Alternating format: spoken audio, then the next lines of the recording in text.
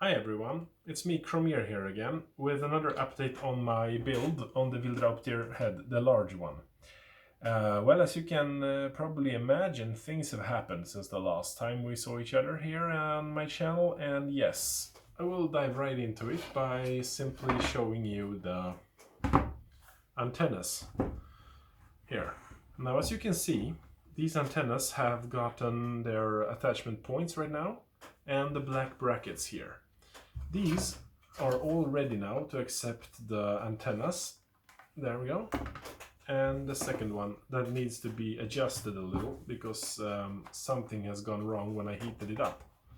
And that's a fair word of warning to everyone that's going to use foam PVC to build something like this. Don't overheat it. Don't overheat. Don't do things that are, kind of stupid actually to overheat it. This one has actually curved a little, and I have overburned one of the sides, and I need to straighten some things here. So yeah, but these are going to be fitted nicely after I have painted them, and yeah. The attachment points, as you probably recall, will go on the base of the head here in the whole air intake systems here. They will be at an angle. One dot will be here, one dot will be here, and then the antennas will go on at an angle, and then like this. So yeah, and oh, I forgot.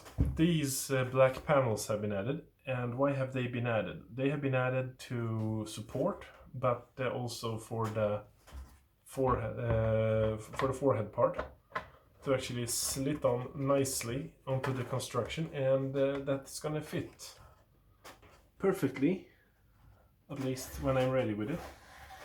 It's gonna fit mostly perfect, and yeah. You know how it is. You just gotta merely put over some areas where it's not supposed to be visible. Okay, but I'm not gonna tip this over so it won't fall, and yeah. Now, as you probably recall what I said before, the whole thing is going to be, here is going to be added plates. I will add a plate from here to here, from here to here. Now, these plates will hold this thing very tight, very, narrow and everything. And then when this is all done, I will merely put the edges here. These and these edges will be merely put over. Why? Here and here. Because if I do this, there's not going to be any light leaking through. And this is how I actually imagined this to be from the very beginning. So yeah, I am sticking to the plan actually. Great. And now you probably wonder, what's next? Well, what's next is this, the throat. I will build the throat.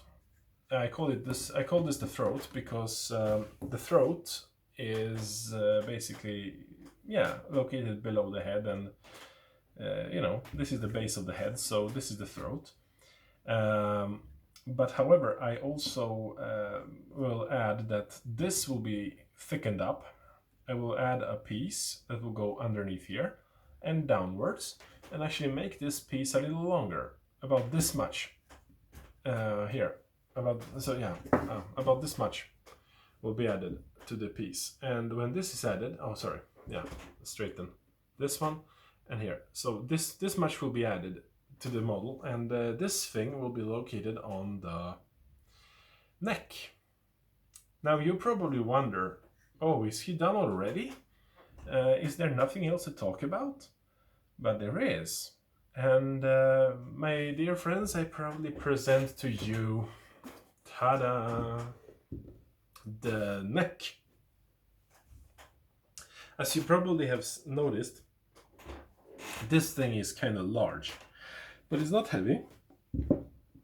Due to the foam PVC that I used, it's no problem there. I will explain a little about this now.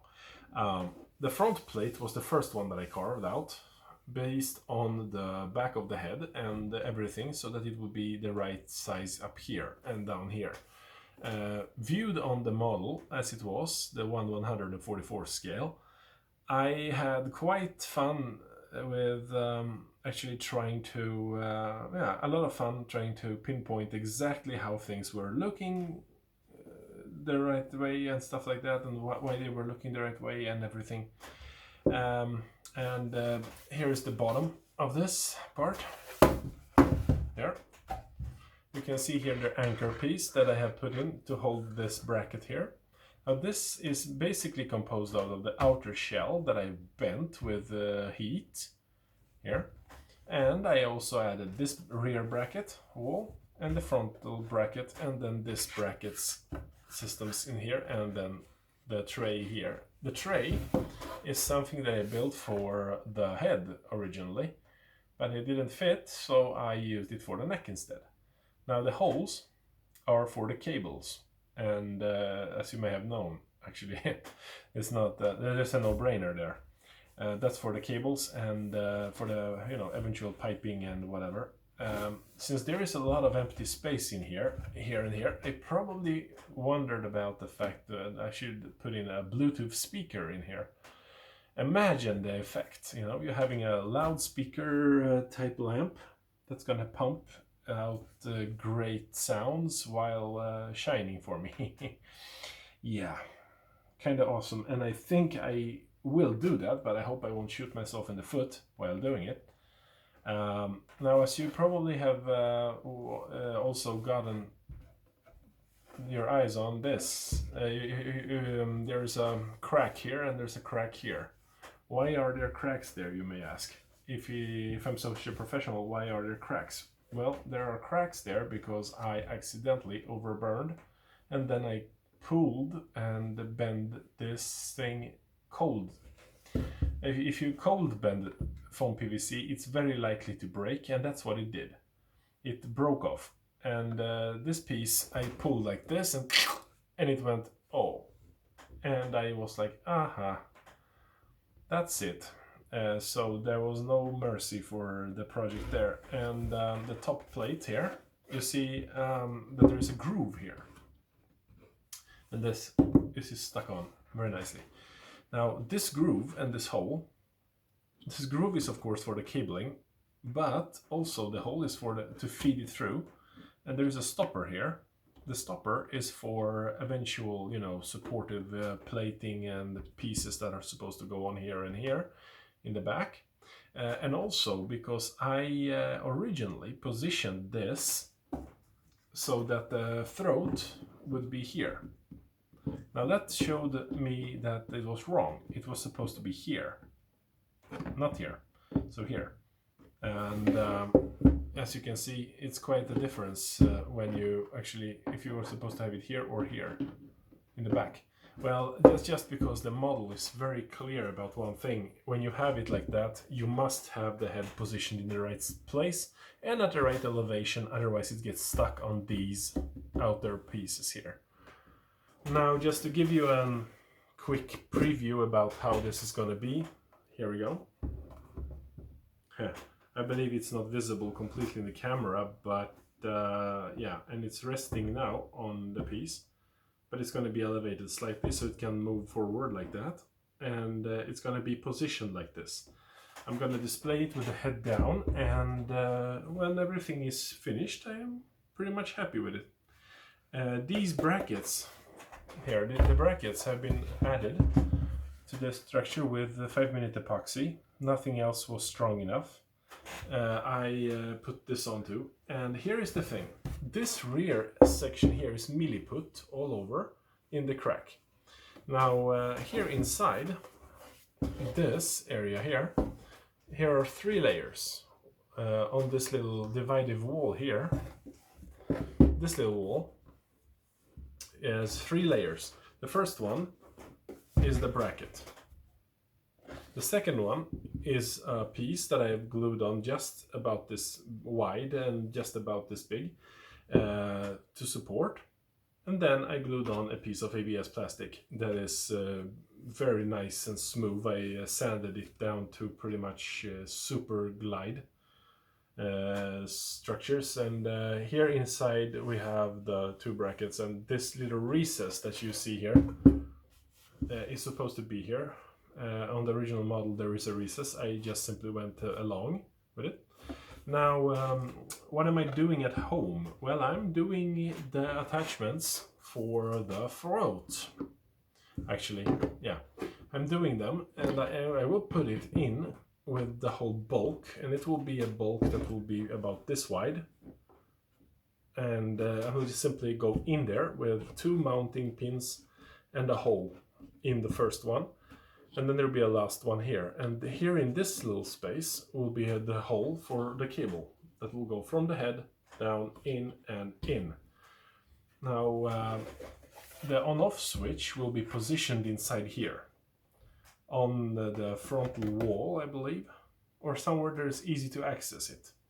And then if I put in a Bluetooth speaker, that's going to be in the front here, perhaps. Like a big, nice loudspeaker. Well, this have been milli-putted in, as you can see. Every weld, as I call it, has been milli-putted in and sanded down to smooth. Very nice. And I had to warm bend certain areas so they would be straightened out. And, well, yeah. So what's going to happen in the future here? In the future, there's going to be a little extra, corrections for areas and stuff. I'm going to sand this even better, and probably also I'm going to do this. I'm going to close up this area here completely, and probably add the loudspeaker in here, if that's going to be fine. I don't know. If it's going to be that way, I will make sure that the loudspeaker's voice will be heard outside. And yeah, there's a little more, tweaking with this, but this will be covered up, AI. And here in the back, there will be the T-mounted attachment, as you have probably seen that in the original head. For those of you that own the model, for those of you that don't own the model and don't know about it, here in the back there is a T for with an indentation for the model, and this is because this this neck is mounted upon the main body, and so that guarantees that it's stable on. And I will make it here. I will make this T inside, because one day, if everything goes the right way, I will probably build the whole body. What do you think about that? And then of course we have the secondary mission. I will have to milli-put over these areas here.